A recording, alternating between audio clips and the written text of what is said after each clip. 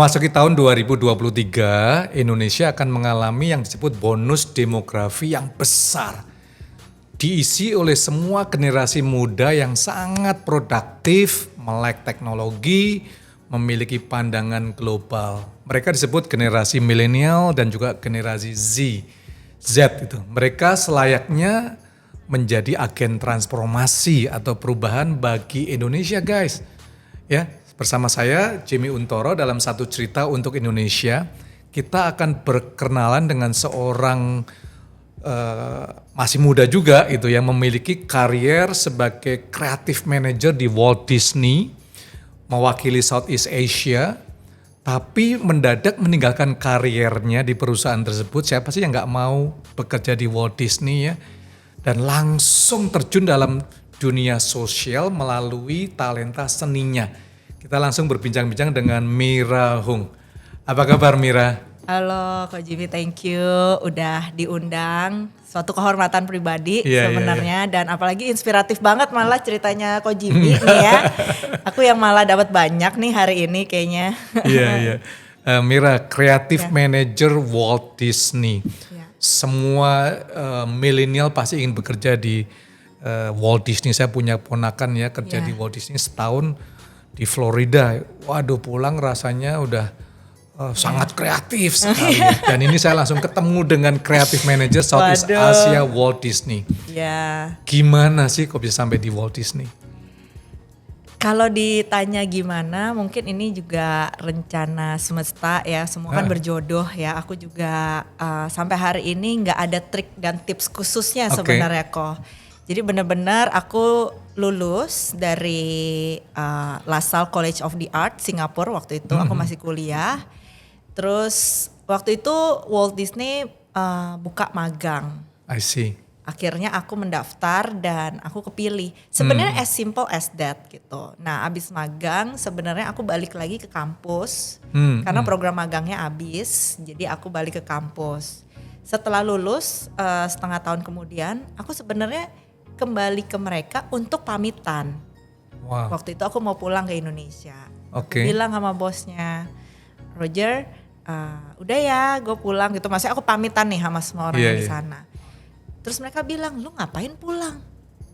Lu kerja aja di sini. We have full time job for you. Wow. Nah, kaget banget kan. Dari situ kayak, really gitu. Ya udah jadi akhirnya segampang itu sebenarnya. Akhirnya aku dapat sebulan kemudian aku dapat beneran posisi full time di Walt Disney. Jadi berapa tahun di Walt Disney waktu itu ya? Sebenarnya 3 tahun di Singapura, habis itu dipulangin ke Indonesia. Jadi di Walt Disney Indonesia juga 3 tahun, sampai akhirnya aku resign dan memutuskan untuk membangun brand aku sendiri, yaitu Miwa Pattern.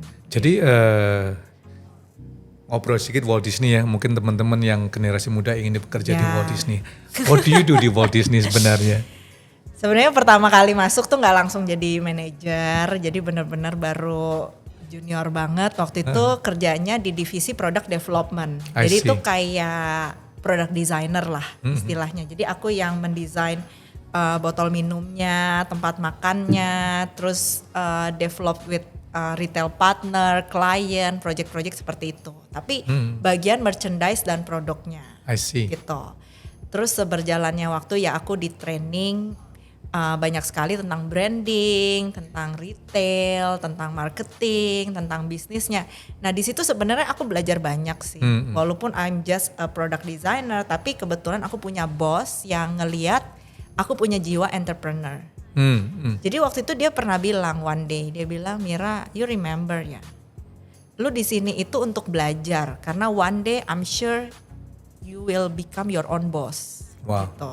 Jadi sebenarnya aku sangat berutang budi ya sama beliau karena beliau yang menanamkan mindset itu dari pertama kali aku bekerja gitu. Jadi makanya waktu dia training aku finance, dia training aku branding, hal yang sebenarnya mungkin kurang related sama kerjaan aku, tapi karena aku tahu plan dia dan keyakinan dia kepada aku, jadi aku very happy gitu. Wow. Jadi dia training aku di fashion bisnisnya waktu itu. Jadi benar-benar invest on me gitu. Dari situ ya ternyata ketika one day akhirnya aku punya brand, sebenarnya aku berterima kasih kepada beliau, Roger, ini juga berkat lo gini. Even until now dia selalu bilang, it's not because of me, it's because of you. Gue cuman melihat potensi lu dan bilang ke lu. Jadi kalau kita ngelihat Disney kan itu the house of dream. Ya. Bagaimana painting bisa dibuat jadi digitalize semuanya years ago ya. Tapi saya dengar cerita dari you ya Mira ya, setelah sukses, everybody want to be working in Disney lah, generasi muda itu ya. Kok tiba-tiba resign? What happened? Sebenarnya memang turning point-nya bagaimana gitu, turning ini, point-nya? Mungkin ini udah sering banget aku ceritakan di beberapa media, tapi ini aku ceritakan sedikit aja. Kalau tadi aku cerita sama Ko Jimmy, sebenarnya mukjizat dari semesta, Tuhan, apapun itu menurut aku lebih luar biasa ketika aku di Miwa. I see. Jadi aku turning point-nya ketika aku umur 28, aku kena stroke ringan, serangan stroke ringan di kantor, lagi jam 2 siang abis bales email. Dan akhirnya aku langsung dilarikan ke rumah sakit segala macam. Terus dokter sarafnya waktu itu bilang, beliau udah tua waktu itu. Dia bilang, you're still young, you're not overweight, tapi lu kena stroke ringan. What happened? Akhirnya aku cerita tentang gaya hidupku dan segala macam, kerjaan dan segala macam. Terus dia bilang, kalau lu continue kayak gini terus, maybe you will die very young. Dia bilang. Wow. Terus dari situ aku shock kan, kayak sebenarnya agak divonis ya, merasa divonis gitu. Waduh gitu. Padahal aku sebenarnya punya cita-cita, janji kepada diri aku ya. Di sebelum umur 30 ya, maksimal 30, aku sebenarnya pengen punya one brand yang semuanya gambar tangan aku sendiri. Nah sebenarnya aku udah punya vision itu dari lama, tapi karena keenakan kerja di Disney, it's like dreams come true. Aku fans berat Disney sejak kecil gitu ya. Then I forget about that dream gitu. Nah menurut aku stroke ringan ini kayak teguran dari semesta, teguran dari Tuhan. Please remember your own vision gitu, tujuan hidup lo. Jadi akhirnya nggak sengaja, kebetulan banget. Abis itu sebulan kemudian aku ada pilgrimage ke India ya, karena secara pribadi aku Buddhis. Nah di perjalanan India itulah yang sebenarnya mempertemukan aku dengan tujuan hidupku. Wow. Sebenarnya aku tuh terlahir di dunia ini tuh ngapain sih? Kenapa aku dikasih talenta menggambar, terus aku muda dikasih kerja di perusahaan sebesar itu dan ketemu bos yang kayak begitu gitu. Jadi di India itulah sebenarnya aku menemukan my purpose of life gitu. Yang tadi aku cerita, jadi aku ke gua namanya Ajanta dan Ellora. Itu bisa di Google ya. Di gua tersebut di dalamnya ada lukisan yang berumur 2000 tahun yang digambar ketika zamannya Sang Buddha gitu. Dan itu gambarnya tentang kisah-kisah Sang Buddha gitu ya. Kayak Candi Borobudur. Kalau Candi Borobudur kan tuh reliefnya.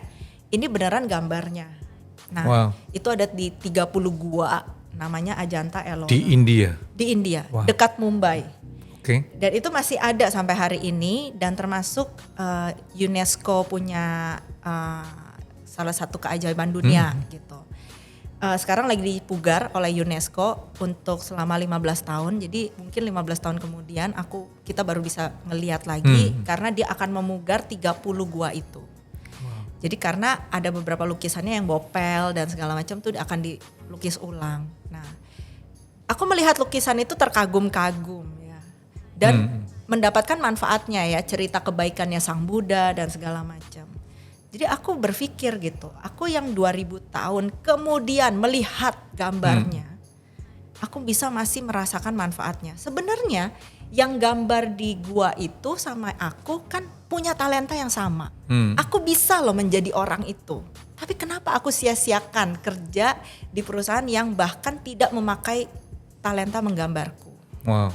Jadi Sebenarnya kan aku percaya ya kita diberi talenta itu bukan hanya kebetulan, tapi ini sebenarnya titipan. Titipan, kita harus menjadi blessing atau berkat dengan talenta kita masing-masing. Wow. Kebetulan talentaku yang menggambar gitu. Terus itu jadi a wake up call ya. Jadi membuka mata bahwa I have to do something with this gitu. Dari situ aku mendapat inspirasi. Oh oke, gue mau punya gambar. Gue mau punya brand yang gambar gue ini berceritakan tentang kebaikan dunia. Dan membuat orang jauh lebih bahagia dan bermanfaat hidupnya. Wow. Jadi disitulah sebenarnya aku menemukan filosofi dan Purpose of life. Purpose of life. Wow. Jadi begitu aku pulang dari India 12 hari. Dulu di India itu susah banget wifi Pak. Jadi tidak ada wifi, jadi benar-benar tidak terganggu tuh yang namanya sosial media atau apapun. Jadi benar-benar you Fokus. and your own gitu kan. Nah jadi abis keluar dari pilgrimage India itu, the first thing that I did is resign from Walt Disney Company. Karena suddenly I have energy ya, kayak urgency bahwa oh my god, gue mau ngelakuin ini. Ya itu tuh rasanya tuh meluap, rasanya tuh excited, energinya tuh kayak gimana ya? Aku masih inget banget itu kayak ya I have to do this gitu, right now gitu. Yeah. So jadi guys, don't bury your talent, jangan dikuburkan talenta Anda sebelum Anda rilis potensi itu. Kita akan berbincang-bincang dari Walt Disney, resign, and then start your own brand, yaitu Miwa itu kan ya. Miwa Pattern. Bisa ceritakan nggak Miwa Pattern? By the way, ini saya dapat thank you ya. Ini desain juga. Semuanya ya? Semua gambar tangan aku, ya semua. May you always be happy and prosperous. Thank you. Ya. Bisa ceritakan nggak ini Miwa Pattern ini? Jadi Miwa itu seperti yang tadi aku juga ceritakan, semua gambarnya adalah gambar tanganku. Langsung, inspirasi sendiri. Jadi aku tidak pernah mensketsa. I see. Kalau aku menggambar, ini semua yang ada di sini. Kalau Ko Jimmy lihat dan teman-teman lihat ya, ini tidak ada yang aku sketsa. Jadi gambarnya kalau disuruh ulang, aku nggak bisa. Oh, oke. Ya, karena aku punya filosofi menggambar mungkin agak berbeda dengan seniman lain. Filosofi aku adalah we have to live in the present moment. Kita harus hidup di saat ini, bukan masa lalu, bukan masa depan. Nah, kalau mensketsa itu kesannya kita kayak memprediksi our future. Dan I don't like that gitu. Itu tidak sesuai dengan filosofi aku. Jadi benar-benar kita harus live in the present moment. Jadi kalau ditanya ini kenapa warna merah dicampur ungu, gak tahu. Karena jadi ketika aku menggambar itu aku benar-benar in my studio ya, dengan catnya udah ready, semua warna.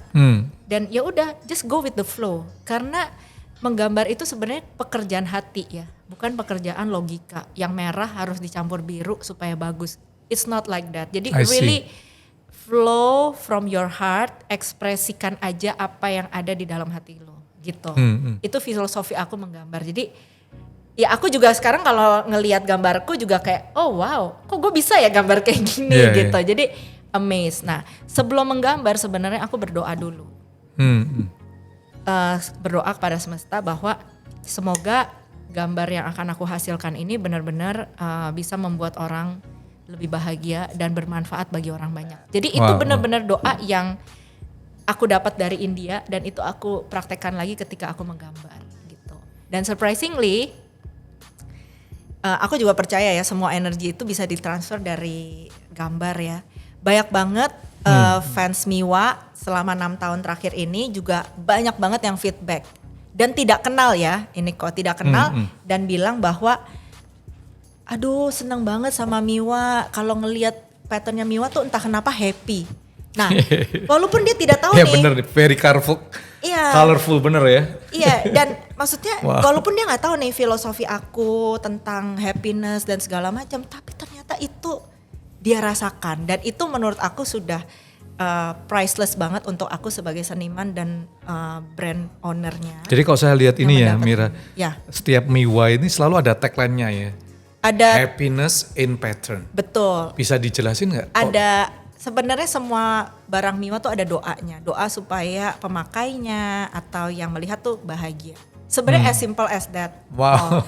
Jadi makanya tagline-nya happiness in pattern. Semoga itu sebagai pengingat aku, sebagai ownernya, sebagai artis di behind the brand, supaya tuh kalaupun ini brandnya gede, aku tetap ingat.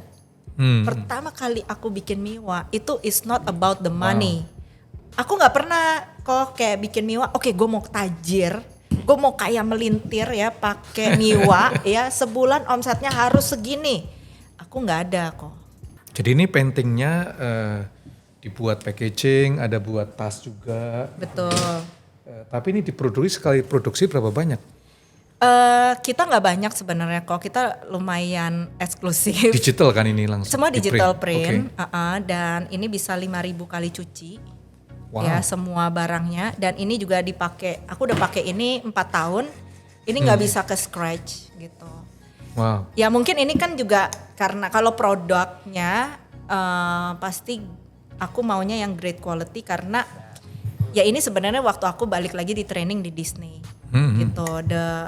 The merchandise-nya itu sebenarnya aku mengikuti filosofinya Disney, yaitu great products is always great branding. Jadi habis ini satu cerita brand akan dirubah nih teman-teman. Lihat boleh ini banget. Mike. Iya, boleh banget.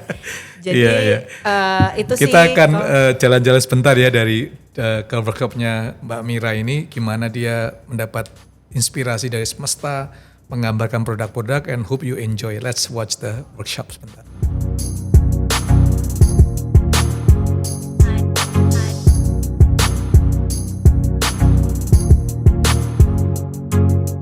So, terima kasih Anda telah nonton video ini.